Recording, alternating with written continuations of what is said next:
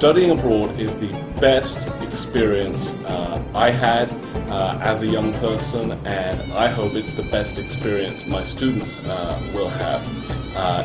It seems to be integral to any undergraduate experience, the chance to see and live within a foreign culture for a period of time and just experience its strangeness and come to terms with the differences you'll find between yourself and the people you meet in a foreign place.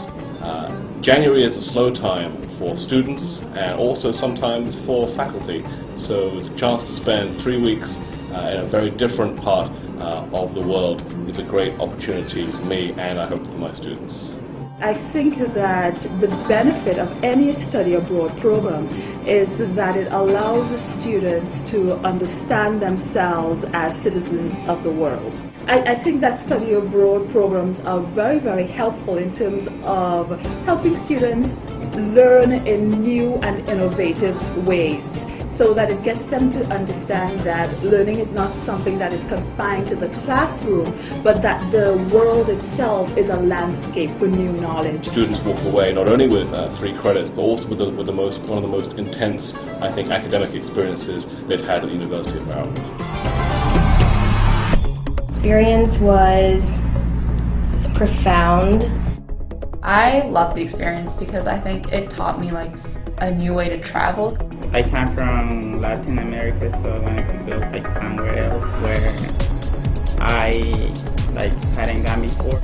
Learned a lot about art and history and Italian and culture, but also about myself and other people. For me personally, the benefit was that, or for anyone, if you don't have the time to do a full semester, you still get a very similar experience because this trip was only 2 weeks long, but I feel like I learned so much and saw so much in those 2 weeks. Being in Salamanca, the city is so old, and just being in these buildings from the 1400s, you really start to appreciate life. You can't really see that here in America, in Maryland, where everything's pretty new. So really appreciating things that are really ancient.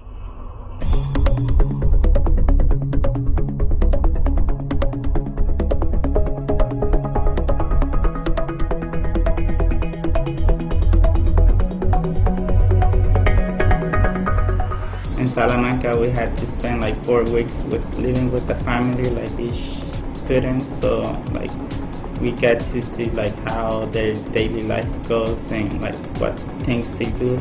I'll tell you that at the end of my 6 weeks there, I was dreaming in Spanish.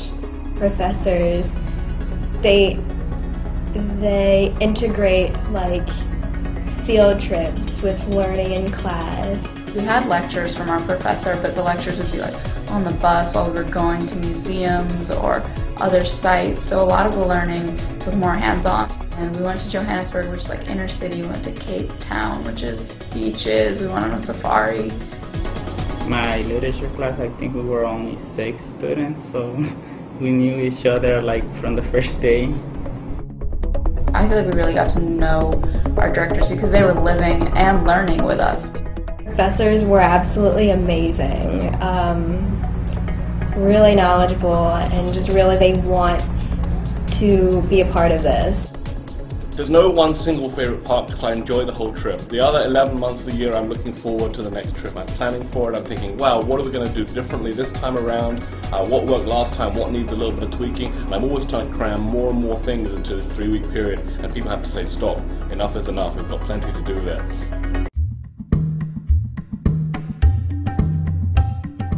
My program is called London and the British Empire, and we spend 3 weeks. The first week is spent in London, and the third week is spent in London, and the middle week we take high-speed trains out to Bristol and out to Liverpool, 2 exciting and dynamic port cities. If you piece those 3 cities together, you have an amazing opportunity to study the history of the British Empire from the inside out. We're on the go in England all the time, every day, whether it's with class or whether it's in the evening making the most of some of the most exciting cities on earth. We are focusing this year, for 2010, on transnational feminisms. The days are going to be, I would say, divided into two parts because we also have a service learning component attached to our study abroad program, so that the morning sessions will be, I don't like the word confined, but will address Caribbean feminisms, transnational feminism more broadly, and then in the afternoon session students will have internships with local NGOs. We don't use classrooms.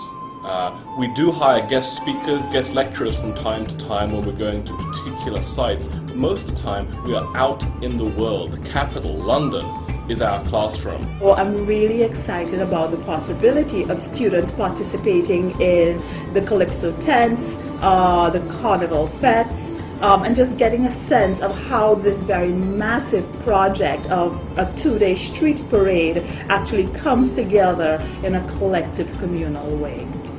We are climbing on old ships, we are visiting museums, meeting with experts, going to curry houses, going to Benjamin Franklin's house in London. They come back a little more alive, a little more aware of the region, the Caribbean region, as something more than a tourism destination.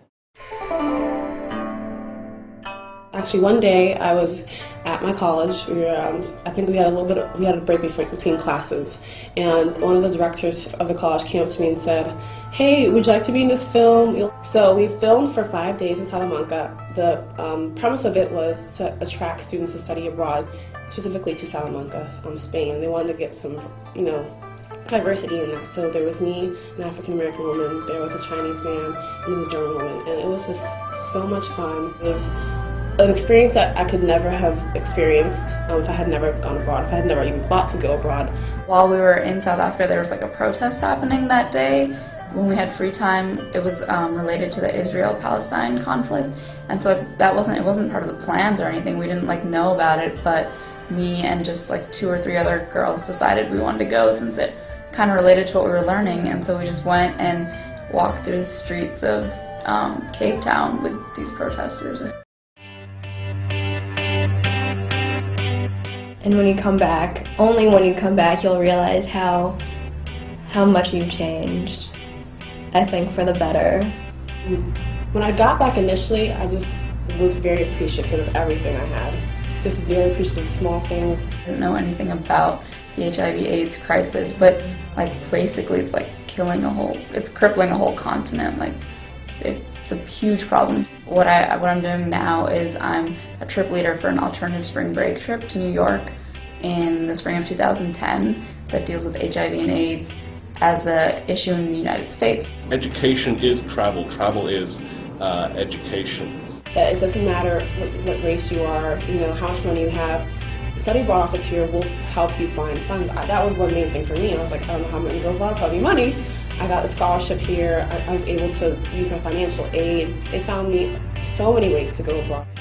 I want that message to be told to other students, that don't let anything hold you back. It's cultural sensitivity, yes, but it's also just awareness, just knowing that it exists. It'll change how you look at your own life, because then you can put it in the context of something beyond just College Park. Everybody should do it. Just do it. You should absolutely do it.